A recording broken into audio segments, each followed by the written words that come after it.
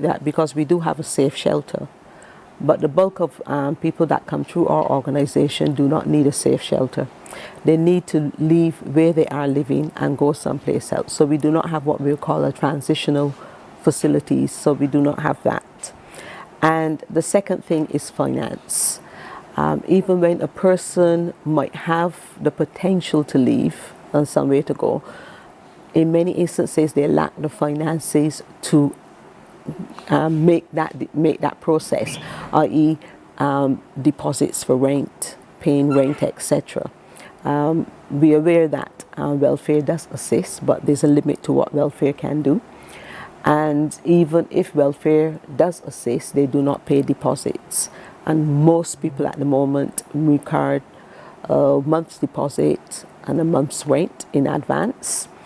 And a number of our clientele are on low income wages, and they may be with a partner who has been footing a lot of the bills, and their job doesn't allow them, give them the financial ways of meeting the average rent, which I would say the average rent at the moment is approximately like $1,000 a month. And for a lot of people who's on a low income, that is a lot of money if you're only bringing home something like $1,600 a month. Wow. Well, yes. As we look at some of the, because I really want you to get into the features of domestic violence as well, looking at how it presents itself. A victim comes to you at this session, Speak Out, Reach Out, on the 31st of March. I mean, 31st of October, sorry. I'm thinking March. Yes. But that person comes to you and they're seeking help there and then. How do you guide them? What is that process? You spoke about some of it, but help guide that person that comes to you there and then about how they can get help for their situation. Right, on the 31st, well, because of it being an open facility, we are not really going to be dealing with people's issues there. But what we will do, we'll give them the contact number, and our contact number is a 24-hour helpline. So we will give them that. And if their situation is such that they need the secure shelter, we will give them the number of the secure shelter at that particular time. If their situation is not something that we can deal with and we need to bring in another agency, we will guide them in that direction. We will have various pamphlets and brochures, etc., and that will have information from the police, like the Family Conflict Unit, the mental health helpline. All of that type of information we made available, and people can take that information away. Now talk about the features. How does one see domestic violence in 2025? What does it look like? How does it present itself? Well, in many ways, financial. That's a really big thing, because a lot of people assume that domestic violence is physical. Yes. That a lot of it is physical. Actually, most survivors will tell you, yes, no one wants to be beaten up, but they can recover from that. It's the mental, psychological, and emotional abuse that lasts for years. And that is really where the greater tragedy lies. And a lot of our clientele are not physically abused. They are mentally, emotionally, psychologically abused. They're sexually abused. They're financially abused. They are living in coercive relationships. And it's important that when we talk about domestic abuse, that we need to hone in on the other aspects, which is the women and men out there who have disabilities, because we tend to think of domestic abuse and we focus on the able-bodied, but there are men and women out there who have disabilities and are in domestic abuse situations, whether they're physical disabled or they have some other disability, and those people they're much more hidden. Because, example, if you are in a wheelchair, it makes it really challenging if someone is abusing you. Yeah. So there's that hidden aspects of domestic abuse that we don't address often enough. And I know, well, let me not say I know. I believe women are the predominant victims, but is there a change in the trend as far as more men being affected? Well, I can only go by the calls that we receive. Yes. And this year we have received more calls from men this year. Okay. But it isn't so much that they abuse, or most of the men who have called our organization is more mental health rather than domestic abuse. So we have a great increase in that. And there are small aspects of mental health abuse, but there are issues that have brought them to that perspective rather than intimate partner violence. There's other issues that have brought them to that mental health. So you're facility. highlighting all of these issues and a whole lot more at Speak Out, Reach Out in Freedom Park. You really want people to come out and free themselves Yes. from that. And was that a coincidence that you held it in Freedom Park, or that was a conscious decision because of the title domain? Actually, no. We are in partnership with Perfectly Partnered. It's an NGO based in Trinidad, and they have a representative here who contacted us. Unfortunately, she cannot be here this morning, and they work with women who are in challenging situations, but they do not focus on domestic violence. And really, that's really how it came about. It's like, because as charities, we don't have money, and therefore we have to go places where we can hold events or host events that does not involve money, and that is one of the places. Understandably so. You said that your organization may be a bit strapped for cash. Of course, you're looking to connect with those who can fund the effort, because it's really to help these victims of domestic violence. And you spoke about the need for a transitional house, so to speak, to help victims. What would you like to see as far as that is concerned, and the appeal? Are you appealing to donors and interested parties to try to get that moving, try to get that effort raised so that you can make that transition to having the home? Well, we are, as an organization, that is one of our big things. We're looking at getting working on a strategy to launch that, and we're hoping that we'll be able to launch something like that in 2026. In the meantime, the homeless, or I would say homeless at home. There are lots of people who are homeless, but they're not out on the streets. They are sharing space at someone's home, and I say sleeping on sofas, etc. So there's a great number of people like that. And I know like NHC and various other things are providing homes, but the need is greater than what is being provided. So it isn't currently with our clientele, it is not so much that there's a shortage of property, there's a shortage of affordable properties. Yeah, because you can go around the island and find a $3,000 a month property, but when we're thinking about $1,800 a month properties, those are the things that are really, really limited. Yeah, out of reach. For many of the clients that you really want to help. Indeed, yes. So as you go forward and you hold this domestic abuse Speak Out, Reach Out event, then what next? What is the next step for the organization in responding to concerns in the population re domestic violence? Right. Well, once that is done, we will continue what we have always done, which is work with the people who come through our hotline.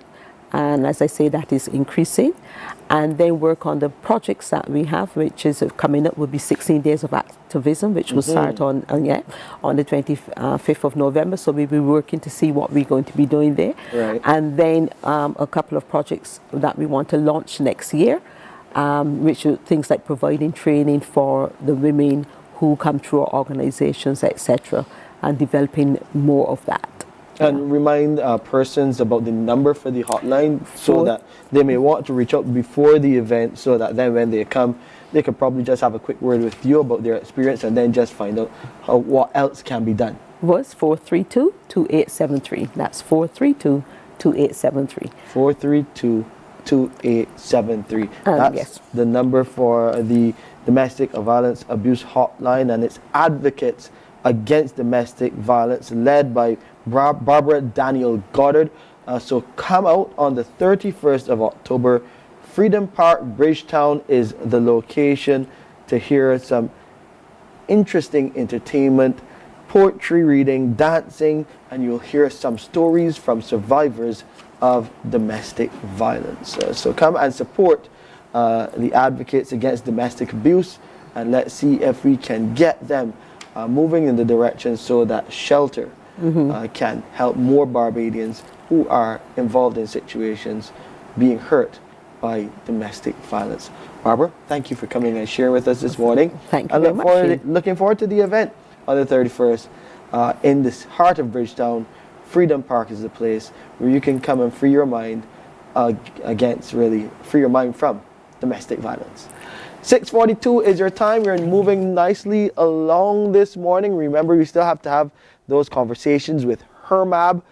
They have a special celebration coming up. You'll find out a bit more about that. The Food and Agriculture Organization and Ministry of Agriculture partnering on what is World Food Day tomorrow. Those conversations are very important as we build food security here in Barbados. A lot more to come right here on Morning Barbados. And remember, at 7, we do have our news. Morning, morning, morning. Good morning.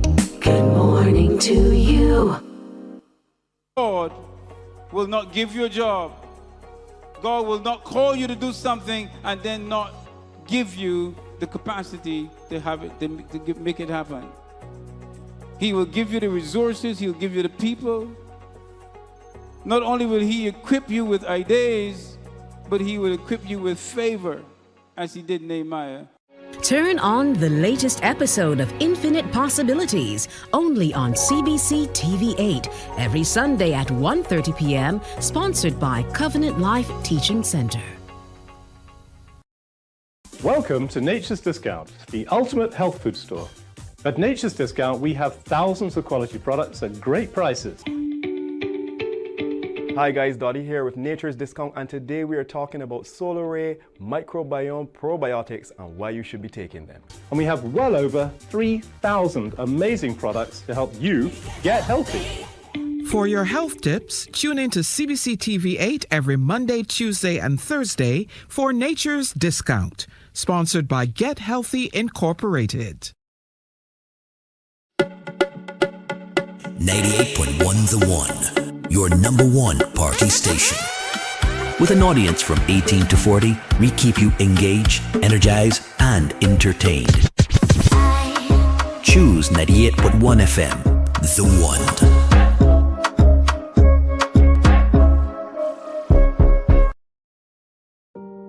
Hey there, it's Mahalia. I want to share something that might be really helpful.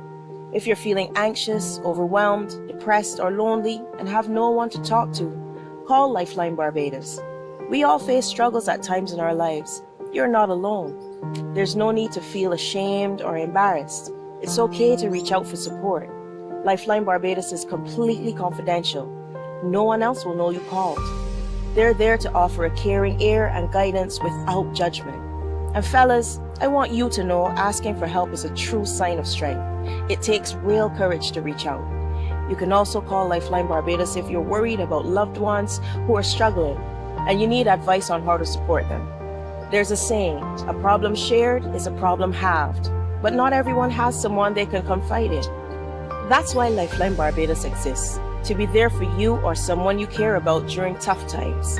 Save this number. Lifeline Barbados is just a call away. Remember, you can reach out whenever you need to talk. Books open your heart, your mind, and your soul. Morning, morning, morning. Good morning. Good morning to you. What is food? Food is life. Food is memory, roots, land, and the knowledge of our ancestors. The wisdom passed down with every harvest. Food is innovation. Food is caring. Its connections, its culture. It's the way we nurture each other. Food is a right, not a privilege. Everyone deserves safe, nutritious food. Food is our future on a plate. 80 years ago, the world set out to end hunger and malnutrition. 80 years ago, the world made a promise to grow, share, feed communities, and live better through food. But today, hunger persists in spite of the best efforts of farmers, Women and men, youth, indigenous peoples, who work with courage and care. This World Food Day, let's walk forward, Hand in hand, honoring traditions, cultivating new ideas, engaging in innovation, feeding communities, transforming how we grow, nurturing and harvesting a better future. to leave no one behind. Every action, big or small, brings us closer to a better life. We each have a role to play. When we join together across borders, cultures, and generations, We are part of the solution. the future of food, Belongs to all of us. hand in hand for better foods, And a better future for everyone. The FAO really working to end hunger across the world, and they've joined us here in Barbados as we prepare to celebrate World Food Day tomorrow. We have Juan Chiaz with us. He's a representative for Barbados with the Food and Agriculture Organization. Great to have you here, and really great to see the work that the FAO has been doing here on our island and across the world to end hunger. Speak about that a bit more in terms of what you have been doing during your tenure here, and talk a bit about the FAO as a whole, and the work that it does to do just that, end hunger and make sure that our populations are fed. Thank you very much for having me here, Shane. A pleasure. Good morning, Barbados. Tomorrow we will be celebrating World Food Day 2025. It also coincides with the 80 years that the Food and Agriculture Organization of the United Nations was created. And the FAO is the specialized agency of the United Nations that addresses food security, food and nutrition security. In those 80 years, we have reasons to celebrate and to honor the work that has been done so far. Just as a couple of examples of what has been done globally, the rinderpest disease, which is an animal disease, it was the first one eliminated from the face of the earth. The rice yields has been tripled since the 1940s until today.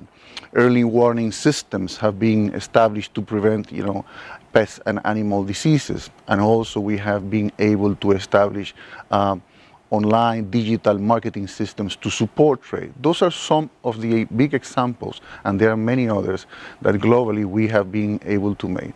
But as we all know, and you would have heard, we still have some challenges. There's still work to be done. Yeah, a lot of work to be done. Last year, 2024, we recorded 673 million people still facing hunger. That is 8.2% of the population.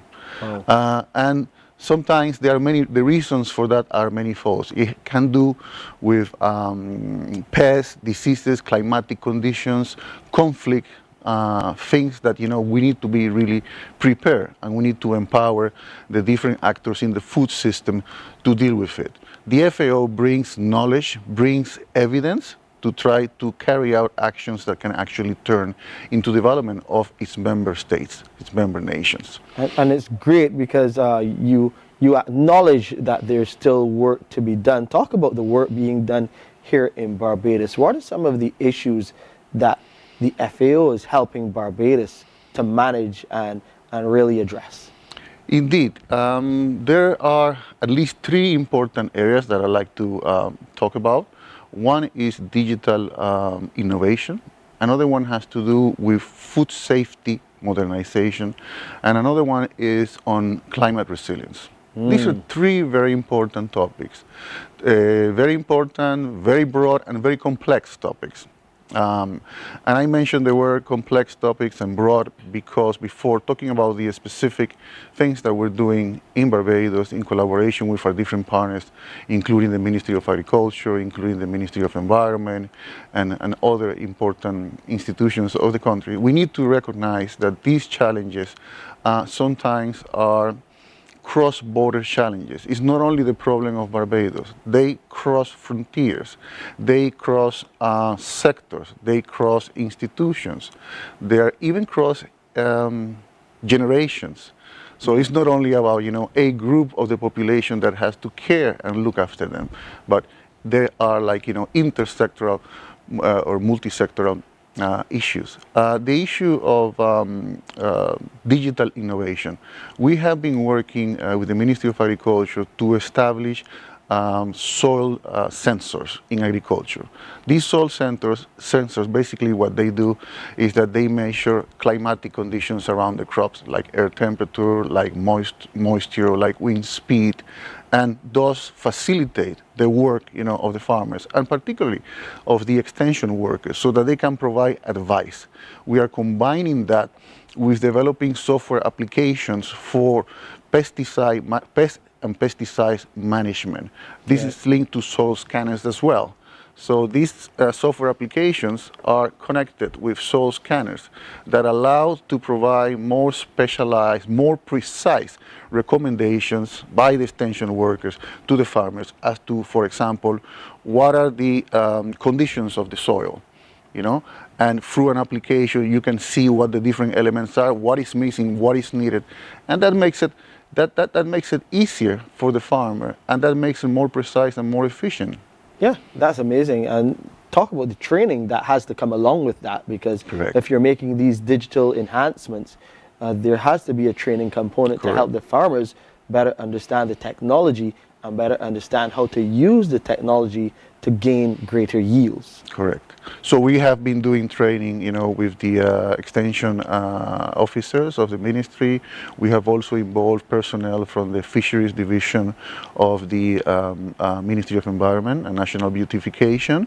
I didn't mention that we have provided training, in addition to that training on the use of the drones, we have been doing training on drones to do spatial mapping, to provide more specialized, you know, account of what's happening on the ground, conditions of the crops, and that kinds of things. So training, it's critical. And you mentioned the third one. I'll go to that first before you come back to number two, because that third one does cross borders in the region, and that's building resilience in the face of climate change. And we see how climate change has impacted the region as a whole. We are seeing more intense storms and rain events. It's not favorable as it was before in terms of when you have the rain, with these sudden flash floods that can probably wash away crops and farmers' produce. How will you be helping those farmers here to adjust and to build resilience in the face of these climatic there are many extremes? ways. There are many ways and many dimensions to resilience. We're working with other partners, specialized partners, to develop what we call early warning systems. And in the aftermath of the Beryl hurricane that affected, you know, mostly our sister island of St. Vincent and the Grenadines, but also significantly in Barbados, a gap analysis was carried out that identified, you know, the major areas that needed to be addressed, and an action plan. So we're currently working on trying to mobilize resources to establish a multi-hazard, multi-sector integrated early warning system for Barbados. That's one of the areas that we're doing. Last month, we got approval from the Global Environmental Facility to implement a project on transitioning to more climate resilient agriculture, together with the Ministry of Agriculture and specifically with the BADMC, the Barbados Agricultural Development Management Corporation, who would be our executing partner in that project. In that project, we would be looking at three things. We would be looking at the use of agrometeorological data, at the understanding and adoption of climate smart practices, and we would also be looking at facilitating irrigation. I'd like to stop 1 second on the irrigation part, because as I said before, you know, working across sectors, this project would not probably be able to achieve what it's aiming to if it doesn't connect with broader initiatives by the government, strategic initiatives. So coordination is key, working together is key. As you would have heard probably in the news, the project, the country, Barbados, have been embarked on two large transformational projects, which are the water reclamation projects. Those are multi-million projects, very big projects financed by the Inter-American Development Bank and the Global Climate Fund, that are trying to reclaim water for human consumption and for agriculture. So we come with a smaller project to connect with those projects and provide the technical expertise that would help assess and design the irrigation networks that water that is going to be reclaimed will need to be brought to the farmers. Yes. So those are two examples of how we're helping, through water resilience, through technical expertise in irrigation, and in the issue also of the early warning systems. A lot is going into that project, and extension of some work being done by the Barbados Water Authority as well, to bring that water to those specific farming communities, because Barbados is a water scarce country. We ask people generally to, not only store water, but conserve water. Water conservation has to be big, but to have that new resource of water, which is the reclaimed water, going to those farming communities across Barbados, there will be an extension in the central parts of the country, and then to some lands in St. Philip. That's huge. Yes, that's huge. That's a huge resource. Correct. That would be a transformative project, but it is possible because of the connectivity, the connection of different actors with different interventions. Okay, so as we look forward to celebrating World Food Day, what's that one message you want Barbadians to take home?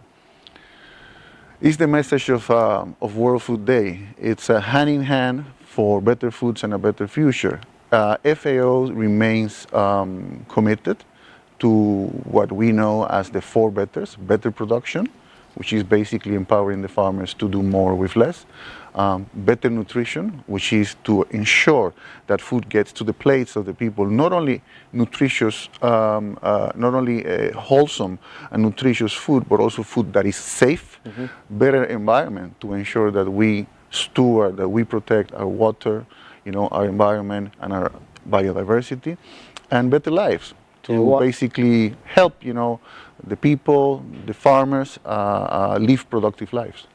Juan, you're passionate about the job at hand, and it's good to have you and the FAO team here to help us do what we need to do to make sure our population is fed, and fed properly, with good, healthy and sustainable food. Thank you, Juan, for coming and sharing with us this morning on Morning Barbados, as we look forward to tomorrow, World Food Day, Thursday, October the 16th. Good having you on. Thank you. It's 7 o'clock, time for our news. Morning, morning, morning. Good morning. Good morning to you. Books open your heart, your mind, and your soul. They are educational, entertaining, inspiring, and motivating. Are you an author of a recent book you want to share? Then Mornin Barbados would love to feature your book in our The Next Chapter segment. Send us an email to morninbarbados@cbc.bb. That's morning without the G. Come and let us turn those pages together.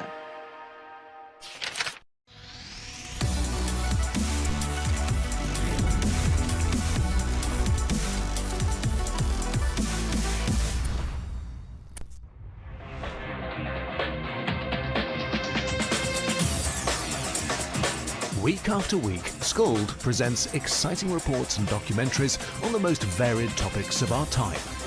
Spectacular developments and innovations, lifestyle and trends of tomorrow, mobility and tourism, health news, highlights from art and culture. Each contribution grabs the viewer with extraordinary images and stories, and takes him into fascinating worlds which he experiences here exclusively and up close. We're there when companies and specialists develop super satellites for a global network in space and can look behind the scenes. Scold is a window to everything that is there or is yet to come. Fly with us through time to better understand today and tomorrow. You've always wanted that. Scold, a look into the future. Our world today is not the world God wants it to be. One of the reasons, which will surprise many, is that our planet, its governments, and its peoples are all living under the weight of Satan's rule. From the beginning of mankind's existence to today, human history is the written record of what it means to live under the rule of the devil. Yet that rule is coming to an end, and what a difference that will make. Every Sunday at 9. Morning, morning. Good morning. Good morning to you. Leading our news this morning, we hear that Barbados now has 5G, the fifth generation of mobile network technology. Liberty Caribbean, with its brands Flow and Liberty Business, yesterday announced the historic introduction of its 5G mobile network, becoming the first telecoms provider to usher in the next generation of mobile connectivity on the island. Ernesta Henry was at the launch at Flow's Customer Experience Center at Windsor Lodge and tells us just what the development means for customers and for Barbados. With much pomp and flair, Flow Barbados launched Flow 5G Plus in Barbados, marking a first for the island. Vice President and the General Manager, Flow Barbados, Desron Baino, says that the introduction of 5G will bolster the capabilities of Flow's existing 4G long-term evolution network. The development will also improve daily mobile experiences with faster download speeds, smoother video calls, uninterrupted streaming, instant app responses, buffer-free video, and far more dependable connections in crowded venues. This initial rollout of 5G Plus connects 22 high-impact sites across the island, and we have deliberately planned the phased rollout to prioritize locations where the technology will deliver immediate impact and benefits. We also have a clear objective, which was to reach at least 50% population coverage by year end, and to press forward with the work necessary to deliver full island coverage by the end of 2026. Those targets are ambitious, but ambition is appropriate for an island that has always punched above its weight. Flow has touted the launch of its 5G Plus network as being about people. The objective is for more Barbadians to be connected, included, and empowered. Whether it's a student accessing immersive learning tools, an entrepreneur using real-time analytics to grow their business, or a family enjoying high-definition streaming without interruption, the benefits are expected to be felt in everyday lives across the country. Minister of Industry, Innovation, Science and Technology, Senator Jonathan Reed, says government had been pushing Flow to move in this direction. He says it's not just for Barbados to boast about having 5G, but for the island to step up its digital development efforts. So while I'm very excited that a large corporate entity is moving the needle and moving things forward, my words today are really around challenging maybe smaller players, younger people, to utilize this technology just not for the purpose of communications or WhatsApp or Facebook or IG or anything that's fun and cool to do. But really, how can we use this as a platform to build a new on top of? How can we challenge small businesses to think about building IoT sensors to solve the traffic problem that we all hate? And Minister Reed says from this moment onwards, Barbados needs to focus on digital growth, leaving no one behind. But none of us enjoy waiting in bank lines for 2-3 hours. None of us wait filling out forms at a hospital or polyclinic over and over again. All of these things can be made smoother, faster, and we can enjoy our lives better on this island by having some tools available to us that are now readily available. Flow says this multi-million-dollar investment will not hit customers' pockets. Ernesta Henry, CBC News. Classes will resume at the Charles F. Broome Memorial School today after teachers called in sick on Monday and were locked in a meeting with Education Ministry officials yesterday. Deputy Chief Education Officer for Schools, Julia Beckles, says chief among the teachers' concerns is congestion that occurs outside of the Government Hill St. Michael Institution on mornings when they're trying to enter the workplace, as well as on evenings when they're trying to leave. Ms. Beckles says the teachers are complaining that some of the motorists are parked in the area for extended periods, creating a hostile environment and even threatening teachers. She says the ministry has also consulted with the Ministry of Transport and Works and the Barbados Police Service to see what can be done in the short and long term to manage the situation. They should not have to they should not have to experience any hostility in getting in and out of their work environment. So we are really appealing for cooperation so that they can have easy access in and out as they go to work to teach the nation's children. Rush to the school to collect their children, and that was on Monday afternoon after teachers protested and reported sick, forcing an early closure. The action follows an alleged altercation between a teacher and a parent last Friday, a matter which remains under investigation. First Vice President of the Barbados Union of Teachers, Julian Pierre, says though no solution has been reached just yet, teachers are satisfied that the ministry sees the need to address the matter with urgency. We are all human beings. We're just asking for a little bit of cooperation, a little bit of respect for each other as they maneuver in that area until something has been decided on.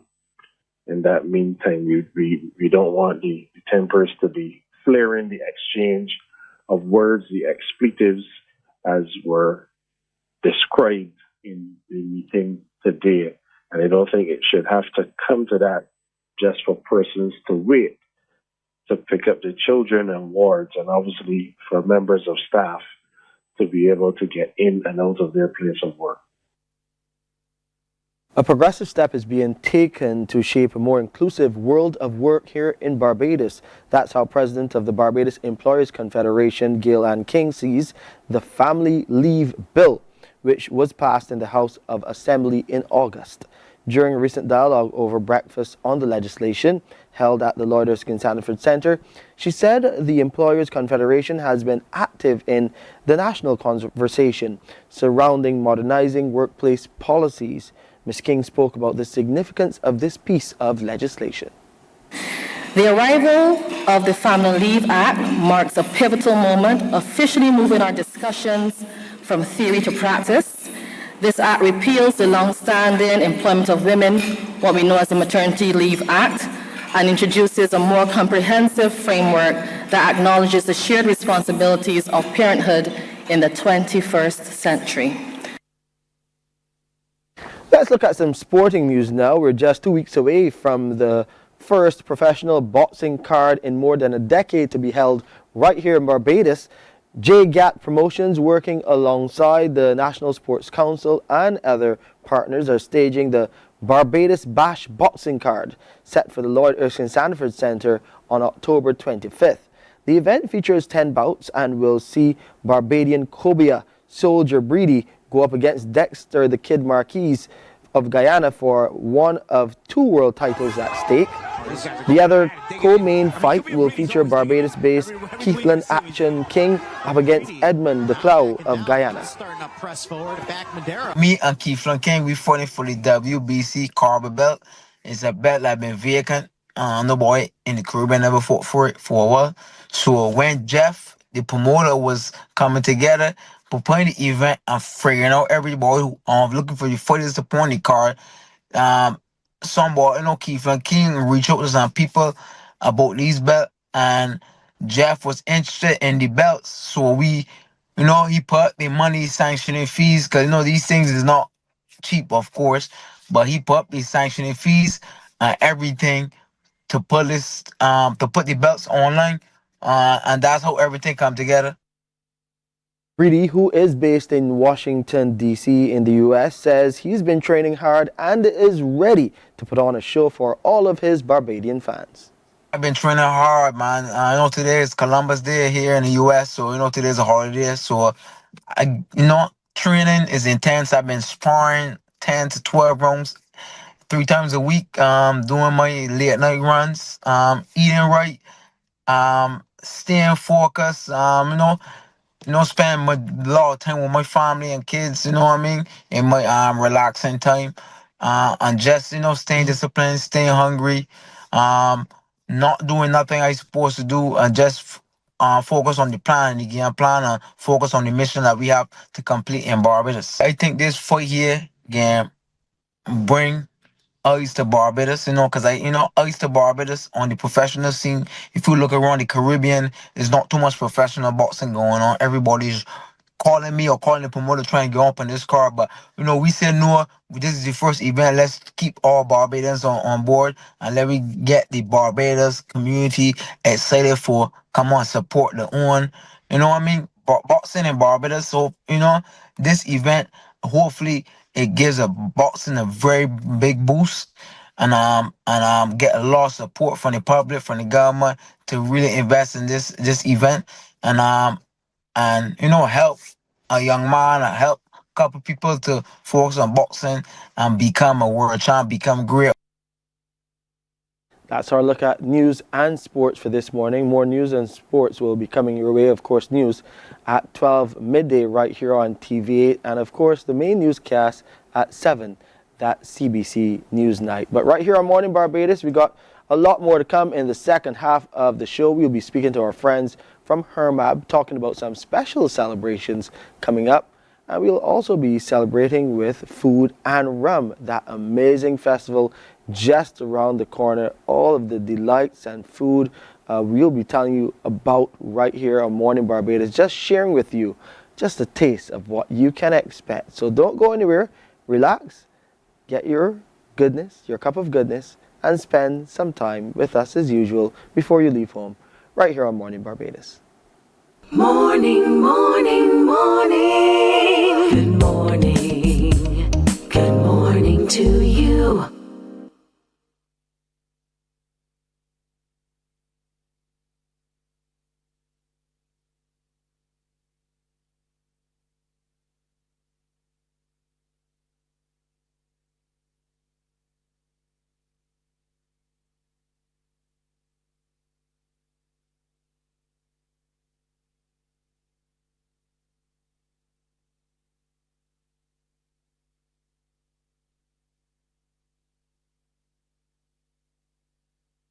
Our world today is not the world God wants it to be. One of the reasons which will surprise many is that our planet, its governments, and its peoples are all living under the weight of Satan's rule. From the beginning of mankind's existence to today, human history is the written record of what it means to live under the rule of the devil. Yet that rule is coming to an end. And what a difference that will make. Every Sunday at 9 a.m. on CBC TV 8, tune in for Tomorrow's World, sponsored by the Living Church of God. Some ask, what makes Barbados so special? We at Mornin Barbados say it's you, our exceptional youth. You are talented, resilient, and inspirational. You are the epitome. Morning, morning, morning. Good morning. Good morning to you. My name is Henderson Butcher. I am the Executive Chef Coordinator for the Food and Rum Festival. What people can expect this year from Food and Rum is the wonderful pleasure of having an all-Barbadian cast for chefs and mixologists. It's going to be wonderful, where you get a true sense of the Bajan culture on the plate. Everything Bajan reimagined on the plate or in the cup. So the mixologist will bring things that remind you of granny and auntie, and the same thing when you come and sample the bites from the chefs, you can expect to be taken back through childhood. So we're expecting you to be taken on a journey, the culinary journey of Barbados. So Barbadians, come out, support Food and Rum Festival 2025. Barbados on the menu. On the menu, indeed, a culinary journey, and it tastes really good normally at Food and Rum Festival. Amazing food, amazing drinks. Everything is just simply tantalizing on the tongue, on the palate. And D2 is here to tell you about a special event. You know him, social media fame. Very, very famous on social media. What's it called? The who? The Tree House? The Tambourine Road Show. Tambourine Road Show. Yes, sir. Tambourine Road Show, yes, but he's here to talk about a new event, a new feature. A new dynamic that they're adding to the festival. On the festival card this time around. Community cook-off. which is very interesting. You hear the guy said Barbados on the menu, so Barbados is truly on the menu because it now encourages the average Bajan who just love to cook, not necessarily being a cook as a profession or a chef, because they can't enter, but the average Bajan who just love to cook can now enter a competition and hopefully win the first prize of $7,500. Wow. So talk a bit about this cook-off. How did the concept come about? Why did Food and Rum and the organizers decide, you know what, let's take this a step further to those average Joes and Jills in the community who can really stir up a pot? Well, I was not privy to that part of the process. But I can guess because the theme is Barbados on the menu. So the consistency of having, Bajan talent, usually it is the professionals. They wanted to dig a little deeper into the communities to get some of those, every community in Barbados got somebody that could cook really good. It's true. I'm sure you know one. I know one because she gave birth to me. My mother. There you go. I would imagine everybody think their mother cook good. Yeah, I didn't know that. You don't know what I know that. I tell you. Pauline Seeley, good morning to you. The best corn pie, best conkeys with raisins, and the best pone that I only started to eat at this age now. Because these conkeys and pone I was never really a fan of when I was young. But as I've grown, and she prepares everything the traditional way, right? The traditional way. Because as time progresses, people just come and change it. It's be the same thing. Yeah. But the approach is different, and therefore the taste is different. Very true. Those cooking methods. I find some people making the conkeys. We are getting into November. Some people are making the conkeys a bit drier, a bit thicker, probably using too much flour or whatever. Got these thick, heavy. You sound like you know a little concrete conkeys. And I'm like, no, they have to have that nice gloss, that nice texture. That they glisten with the pumpkin and all. But yeah, don't let me roll on about these conkeys. You want to enter the competition. No, I get ready. To me that you could. I getting ready. If they want me to be a judge, I could be. I like the tasting but part not necessarily. You got your culinary skills in. My culinary skills are. I leave them for other. I don't know. I don't know what to say about my culinary skills. But the professionals in the community, when I say professionals in the community, those people who really can stir up a pot. You really want once them to they're come not a chef or a cook by profession, they could enter the competition. So to enter the competition, all they need to do is to prepare a dish and take a picture of the dish and go to Barbados Food and Rum Facebook, Instagram, or NCF Barbados Facebook, Instagram, and follow a link that would take them to the page where they could sign up. And they could check out the website to just see how they can get connected. So if you have a shop, say you have a shop and you do put in a sauce on a Saturday, can you enter the competition? I would stretch and say no, because that's your profession. That you do that for a living, right? According to the rules, if you do it for a living, then so you really can't have a food business at all. Can't have a food business. You must be just, these are the things that you do in the kitchen. In the kitchen, just home for your family, but these hidden gems that nobody really know nothing about. Like my mother do something called a sap biscuit that a lot of people don't know nothing about. I can see your face. You don't know the sap biscuit. A who? Sap biscuit. A sap biscuit? Sap. Some people say sap biscuit. Is basically cooking eclipse biscuit. And I never hear about that at all. I'm telling you, it tastes really good. But it's something like a stuffing. Because stuffing is just biscuits too. Yeah. So what's your favorite dish? My favorite dish is my mother's cuckoo and I would put that in my top 5 sardine sauce. Sardine sauce? Look. A sardine sauce. And what kind of cuckoo you talking about here? Cornmeal cuckoo. No. Cornmeal cuckoo with sardine sauce. You never had it? I know people like cornmeal cuckoo, but I prefer how people could got cornmeal cuckoo at the top of the cuckoo list and they got breadfruit cuckoo. Breadfruit cuckoo with some pigtail cut up in it. I don't know. I grew up on roast breadfruit. I prefer breadfruit roast. Okay. You know what I mean? But if I can eat a cuckoo, it got to be a cornmeal cuckoo. Cornmeal cuckoo. Prepare the old time way and pour and put in a bowl and turn over and dent the top and pour the sauce and you know. So this competition is for not only those youngsters, you know, that really You like got to be to cook. 16 years and older. 16 years and older. Yeah. And no age limit. No age limit, well, beyond 16. Okay, perfect, You know? perfect. So you have your avenue to get involved. Of course, we will share those details with you on screen. Again, it's all about, yes, the prize money, $7,500 for this. That's the Food first and rum. prize. Second prize is $5,000, and there's the third prize of $2,500. Food and rum, Bajan cook-off. Yeah. Okay. Yeah. Because you are connected to it, you can't enter. It just dawned on me when they started talking to you, you know, because I was practicing to do a 1, 2, 3. A 1, 2, 3. I ain't a big cook, but I could pelt a 1, a 2, and a 3 in a pot, and it can come out good. 1, 2, 3. Boy. Yeah. 1, 2, 3. Lifesaver. Telling me. One of my go-tos, fish. I like to do fish.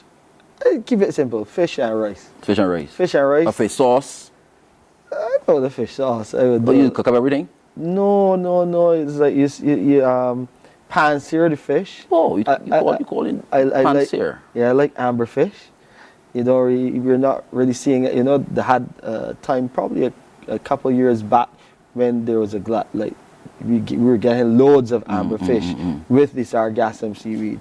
Not seeing it as much, but you know, just a nice light fry in the pan, flip, and you're good to go. You talking like if you could really cook though? I can do a little thing, I'm just an a little experimental thing. cooker. I look in the cupboard, and if it looked like if it could cook, I spelt in the pot, and then I cross my fingers and hope for the best. You know what I mean? I'm pretty sure you're going to be at Food and Rum now, the festival. For sure. In terms of when you go and you see the activity, the buzz, you know, people there at Food and Rum just enjoying, you know, good food, not only good food, but the ambiance, the environment.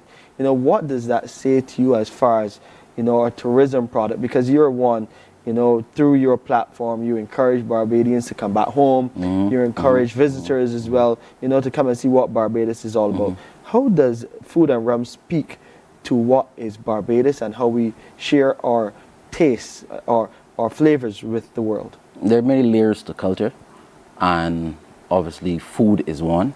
The taste that we have in Barbados, how we go about preparing our foods, you know, is unique to us.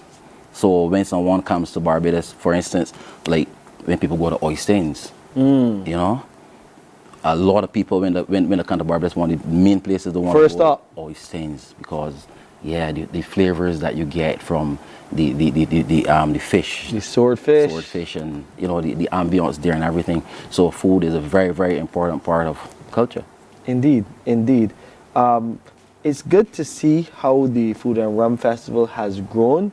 I remember one time, you know, it was not that it was low key, but you saw people. It was more like a niche event, and then it just exploded, and everyone wants now to be a part of Food and Rum Festival. So just before you go, remind our viewers how they can get involved connect in the and community get involved with the community. Right. So to get involved with the community cook-off, all you have to do be 16 years or older, a Bajan, and we are encouraging people to represent their parish. So when you submit your entry, make sure and give those details as to exactly where you live. I think you have to send a proof of address too. Okay. Right? But you take the picture and you go to Barbados Food and Rum, Facebook, Instagram. You'll find a link there that will take you to the page where you can sign up. Or you go to NCF Barbados and, you know, follow the link, sign up, and you could be the one taking home that $7,500 and representing your parish. All the information is there on the website, and you can go through the channels on Facebook and, of course, Instagram and find out how you can be a part of the Barbados Food and Rum Community Cook-Off. $7,500 first prize, $5,000 for second, and third you still walk away with a nice little handy $2,500. D2 in the house with us here at Mornin Barbados. Always a pleasure talking to you, my family. Appreciate. Yeah. I could never forget that. D2, just sharing with you how you can be a part of the community cook-off. It should be amazing to see the dishes that will be coming from some home across Barbados. Looking forward to it. We'll take a break here. When we come back, our discussion with Hermab and their celebrations as we get you rolling on this Wednesday edition of Morning Barbados. To find out, everybody ate. Everybody ate. Can you believe that? Everybody ate. Everybody ate. Guess what? Morning, morning, morning. Good morning. Good morning to you.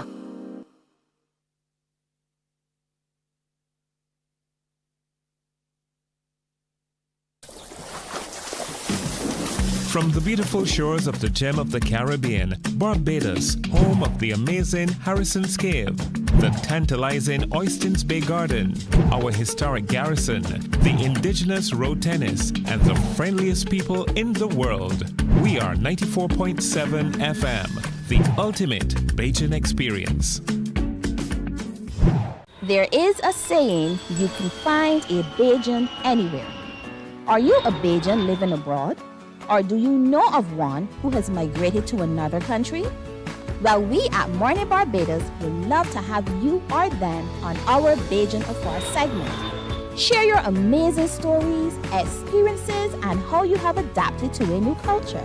Send us an email to morninbarbados@cbc.vb, and together we will travel the world.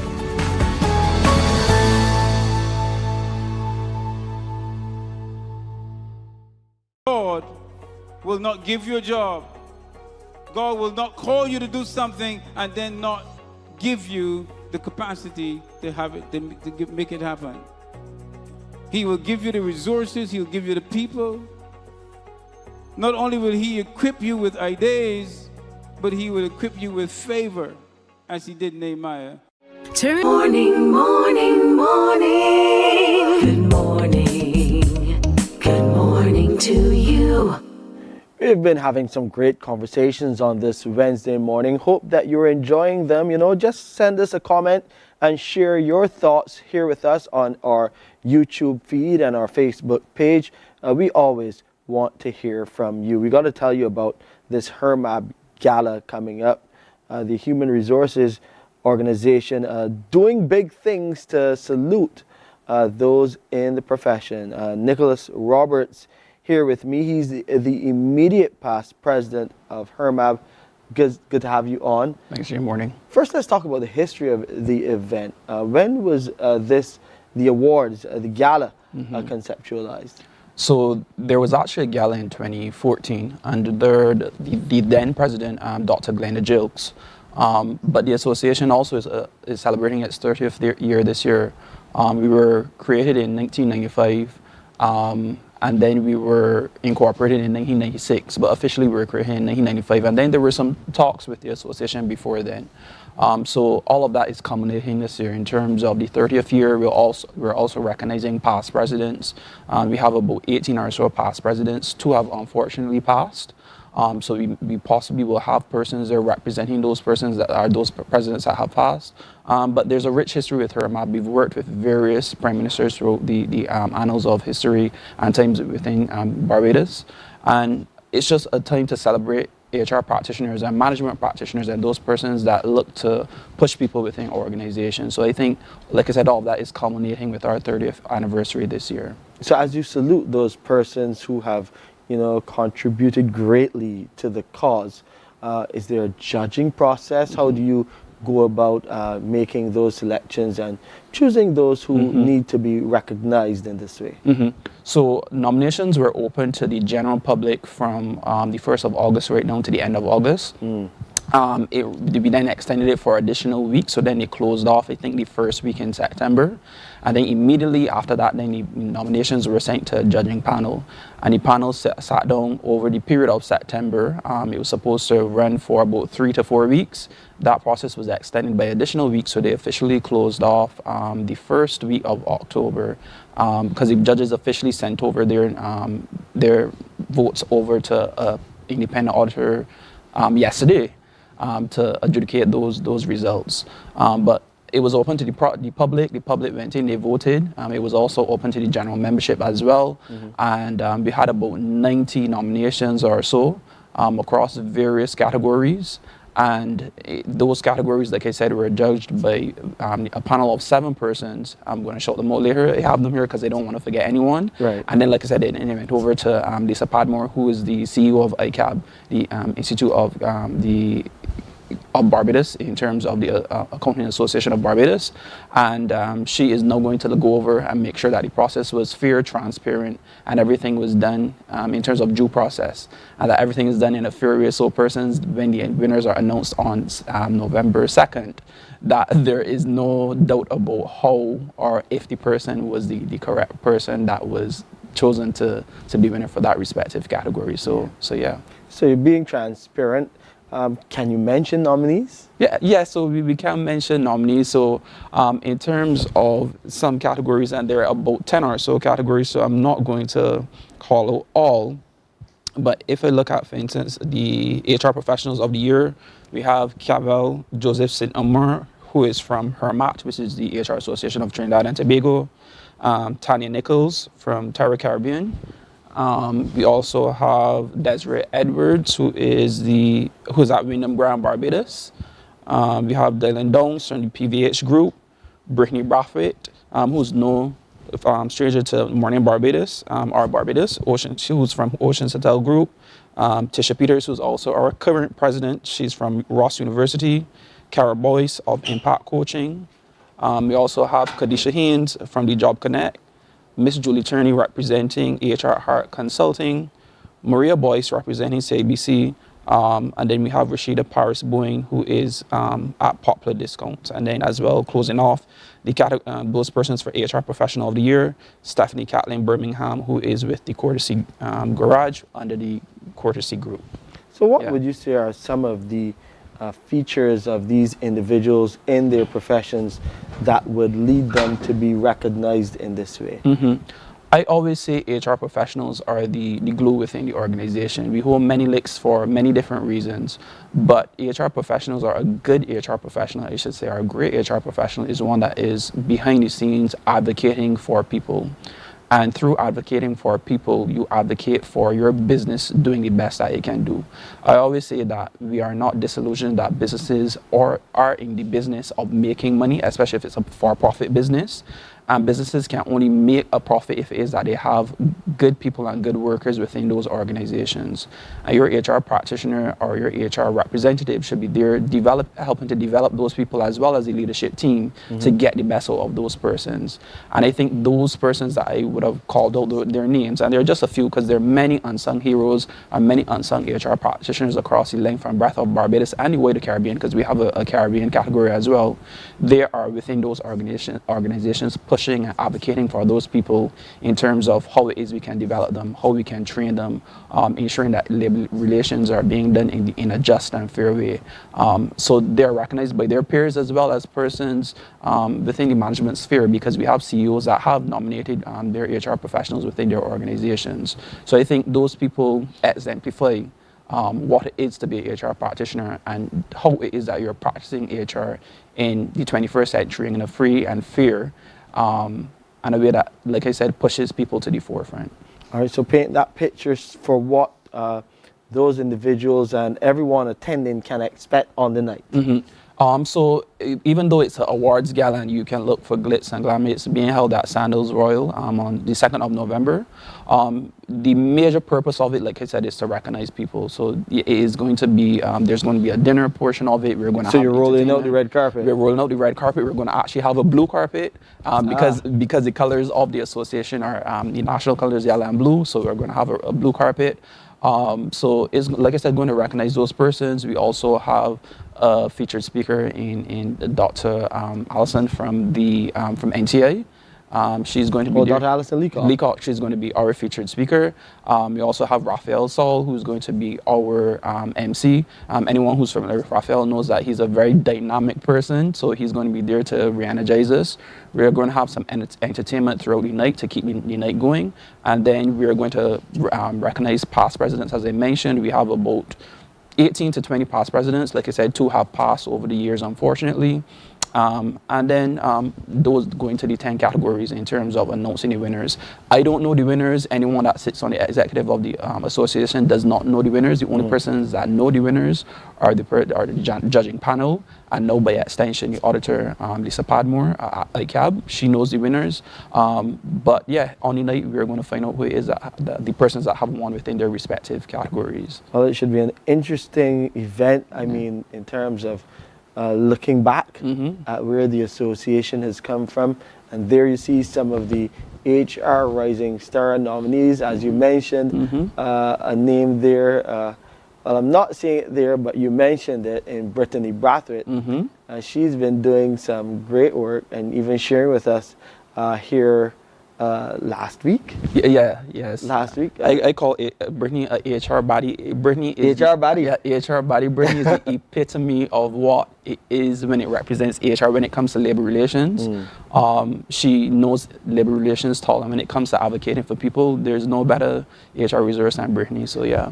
And you say HR body, and that term, I like the phrase because it speaks to the evolution of HR for today's world. What do you see in terms of the purpose and look? How should HR look in 2025 in terms of, really meeting the needs of employees and the employer as well? I would say HR doesn't have a look. As an example, when I joined the profession about 15 or so years ago, there were so many people that were shocked that a man was in HR. We had a general meeting last month, and we inducted about 3 young male practitioners, and it was heartwarming to me because, like I said, we were seeing more men coming to the profession, and that is not underscoring or undermining the role that women play within our organizations or within the profession, because it is a female-dominated profession. But it shows the way that HR is changing, because once upon a time, there were people that wouldn't even want to, and these are realities, would not want to hire a man into HR role because they thought that a man could not be empathetic, they could not be compassionate. They do not understand the remit of HR, which at the heart is love and care. But aside from love and care, there's a strategic aspect of it. And men can be emotional, and men can feel empathetic, and men can sit at the seat of the table in terms of the beginning of the board, at the boardroom, and have those conversations, advocating for people while still understanding the strategic direction of an organization. So saying that to say the face of HR has changed in terms of the type of people you're seeing coming into HR. Once upon a time, HR was seen as to be a very prissy and put together person that needed to be in the role, but no, is someone now that is willing to roll their sleeves up despite the industry that they're in, and be willing to do the work in terms of helping organizations push themselves forward through people to do better. And I think that is how we are seeing the profession has changed over time. Yeah, HR professionals, I know sometimes we as employees like to give you all a hard time, but you have a role to play in helping to improve the environment for workers across the board, making sure that we are taken care of. That's really your mandate. Correct. That's really your mandate to help employers and employees in the workplace. So as we salute HERMAB, are you encouraging, can those interested in the profession come to not only see the gala, but also get more information from HERMAB in the event that they want to be a part of the association and a part of the HR movement? Yes. So membership usually is opened for persons that are HR practitioners or management practitioners, but the gala is open to the general public. So if you're interested, you can log on to our website, www.hrmab.org.bb, and you can go on there on our landing page. As soon as you log on, the information is going to be right in your face in terms of the countdown to the gala, as well as where you can go to purchase your tickets. You can purchase your tickets directly on our website. We have a platform that is secure on our website, so you don't have to worry in terms of your information leaking or your credit information. So it's there.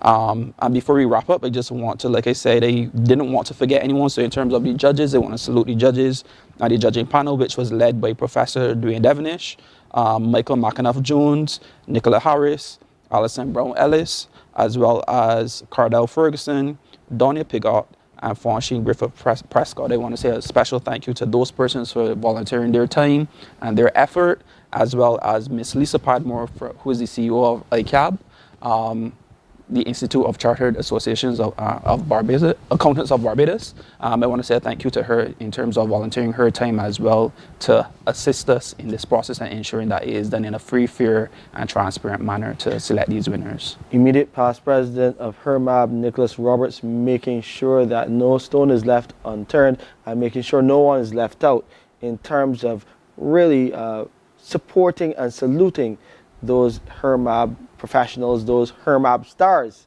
And as the stars align for their gala, we are wishing you all the best and really want to see the results and hear who are these nominees that actually were awarded at the gala. So we can come back afterwards when they've been announced, because like I said, I don't know who, and we can have a bit more discussion, because I know I highlighted Brittany, but like I said, this is no remiss to any person that was nominated or was not nominated. There are many HR practitioners across Barbados. So you're coming back, bring the HR body. bring the HR body, and let's keep the conversations going, because there's so much happening that involves HR, especially with the free movement of labor across the region. We got to continue these conversations, and you know where we have them, right here on Mornin Barbados. There are a list of the nominees. You can see them there on your screen, HR Rising Star nominees. Some names you may know, some you may not be so familiar with, but you have the opportunity to attend. You just go to their website, get your ticket, and make your way there and enjoy what will be an amazing evening with some of the island's top HR professionals.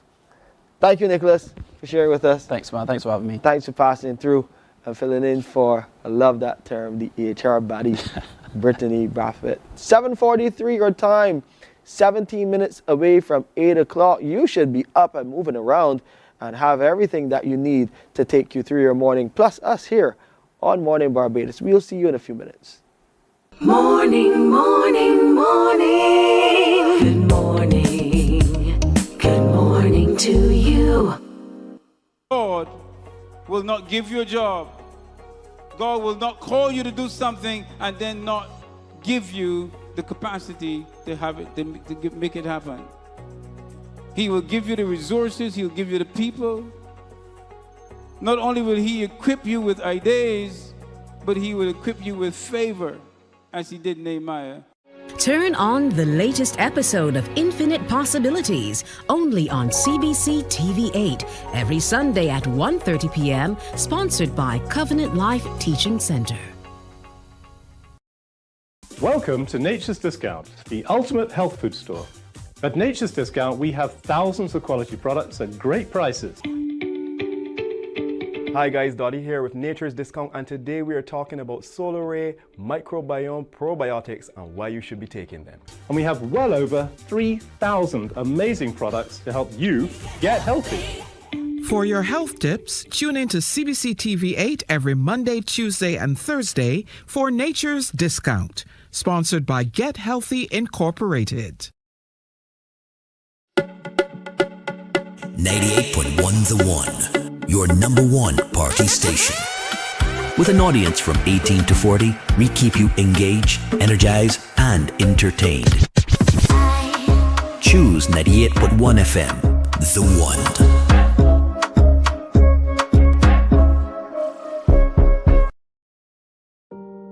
Hey there, it's Mahalia. I want to share something that might be really helpful. If you're feeling anxious, overwhelmed, depressed, or lonely, and have no one to talk to, call Lifeline Barbados. We all face struggles at times in our lives. You're not alone. There's no need to feel ashamed or embarrassed. It's okay to reach out for support. Lifeline Barbados is completely confidential. No one else will know you called. They're there to offer a caring ear and guidance without judgment. And fellas, I want you to know asking for help is a true sign of strength. It takes real courage to reach out. You can also call Lifeline Barbados if you're worried about loved ones who are struggling and you need advice on how to support them.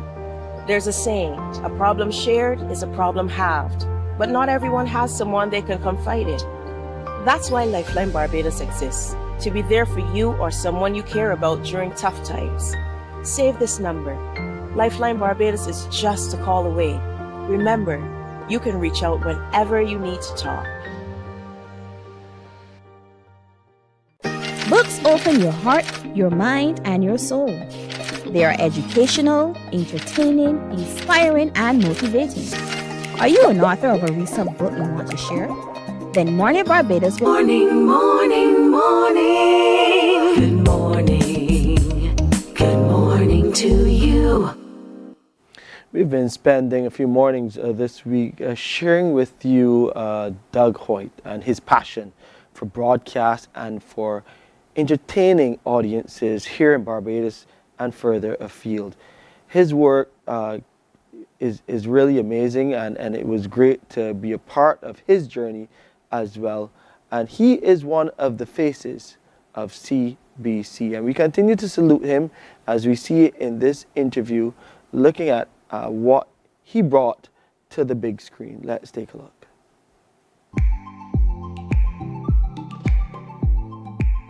Our official total at this time is $234,000. That was the figure when CBC television went off the air around 1:30 in the morning. But that's not what it is now. When it comes to offering advice to anyone interested in joining the broadcast fraternity, Doug says that one must ensure that they're doing it for all of the right reasons. Not for the exposure or the glamour and the glitter, you know. Make sure that you understand that it's a role that you have to play. It's a highly cherished position. You know, credibility is important, but that's all you have going for you.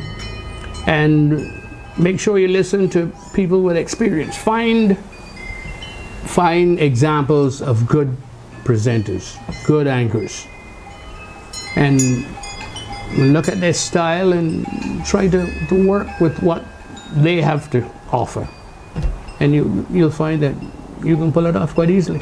Do you think females tend to have a bit more pressure to look good on camera? Think we guys get it a little bit easier? Not necessarily. I know it's difficult for females because, you know, they're looked at differently. You know, the fellas watching say, "Ooh, she's a cute looking thing," and that puts the female presenter at a disadvantage because you're not listening to what she's saying. And so it takes a longer time for her to develop that credibility. So it's a kind of middle of the road thing for females.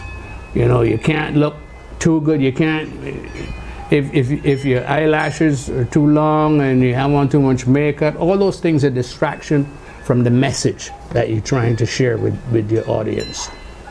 So to the female, I would suggest don't let the dress or the look overpower you. It's the message that's important. And in terms of the male, I notice now there's a trend where a lot of the young men are caught up in a lot of fashion and hairstyles and so on that are a distraction to the average viewer. You know, there's a place for all of those things in television, but I don't think the place is the presentation of the main nightly newscast. You know, if you're doing an entertainment show or one of those kinds of things, it would work better. But anything that distracts from the message doesn't work. So in your experience as an anchor, what would you say, what's your biggest takeaway? What has been most rewarding for you? Well, the opportunity to see and do things that the average person would not.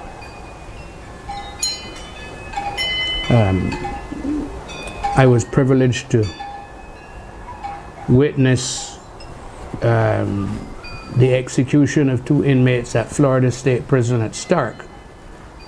As it fell to in the witness pool, there's always a reporter from the county of conviction What's that?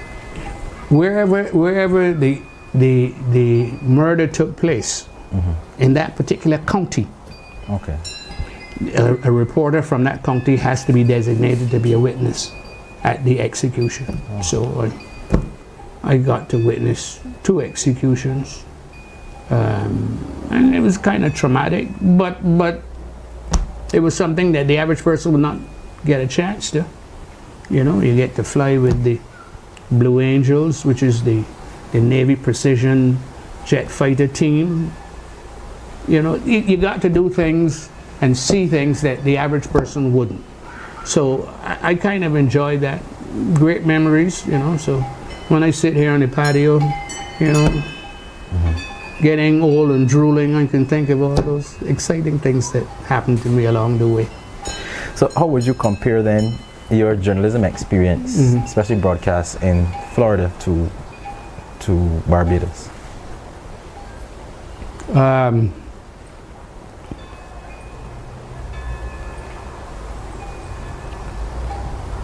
There was not much comparison, to be honest.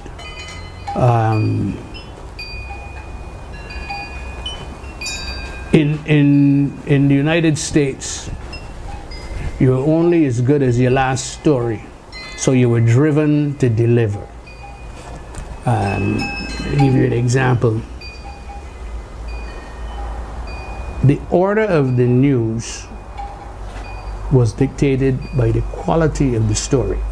In other words, if you had a good exclusive story, you leading the news. Yeah.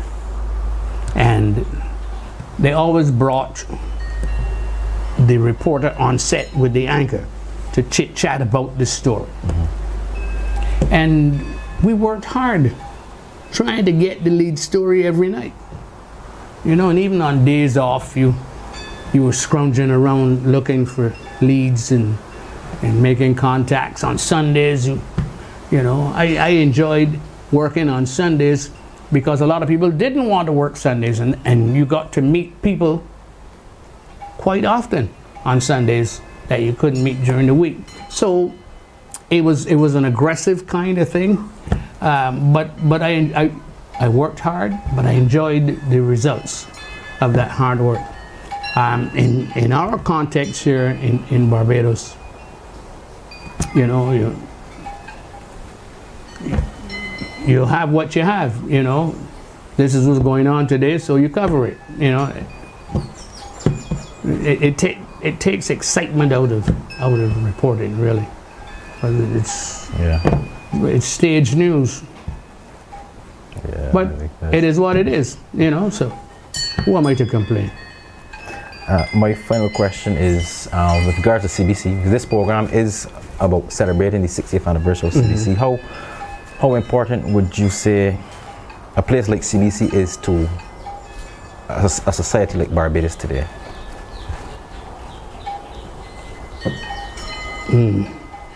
CBC has played its part. It has done an incredible job given its modus operandi. It ain't easy, and you know, and I served as assistant news editor, executive producer, morning presenter, anchor, and general manager. So I have a pretty good overview of CBC. And, you know, I am not pointing a finger at anyone. It is what it is. But I just wish that it could have been more successful. CBC, after 60 years, should be much further ahead than it is today. I think that for whatever reason, it didn't get love and attention that it deserved along the way. But it is what it is. On that note, we come to the end of the CBC Evening News. Thank you so much for being a part of it. For Selma Husbands, Andrew Seeley, and the entire CBC News team, I'm Doug Hoyt. Here's hoping for a brighter tomorrow. Good night. Well, it's time to strike up the Morning, morning, morning. Good morning. Good morning to you. Books open your heart, your mind, and your soul. They are educational, entertaining, inspiring, and motivating. Are you an author of a recent book you want to share? Then Mornin Barbados would love to feature your book in our The Next Chapter segment. Send us an email to morninbarbados@cbc.bb. That's morning without the G. Come and let us turn those pages together.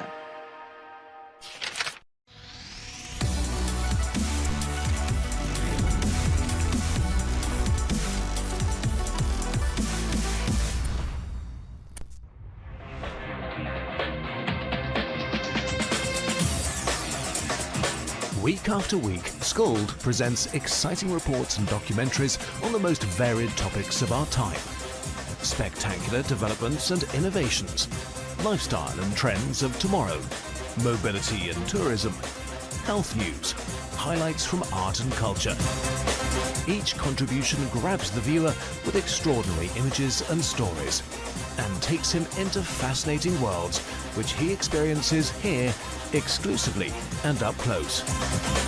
We're there when companies and specialists develop super satellites for a global network in space and can look behind the scenes. Morning, morning, morning. Good morning.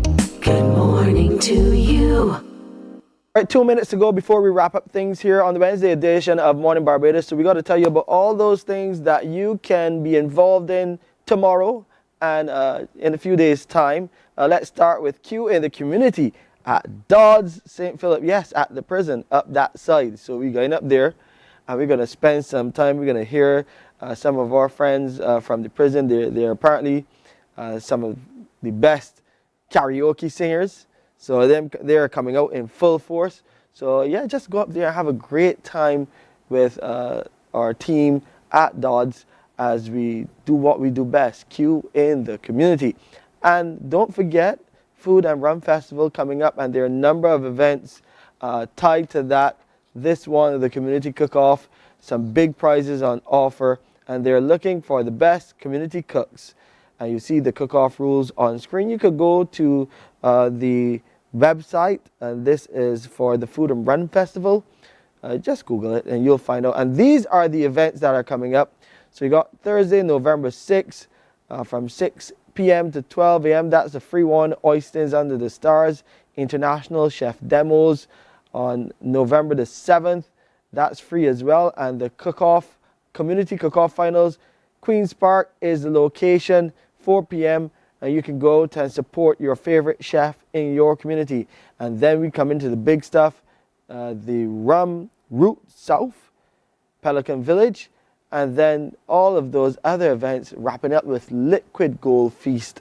That's the big one. That's always an amazing event. And you know what else is amazing? You having that time to spend with us. But unfortunately, good things always have to come to an end. And that's where we end this edition of Mornin Barbados. See you tomorrow. Big things planned for tomorrow.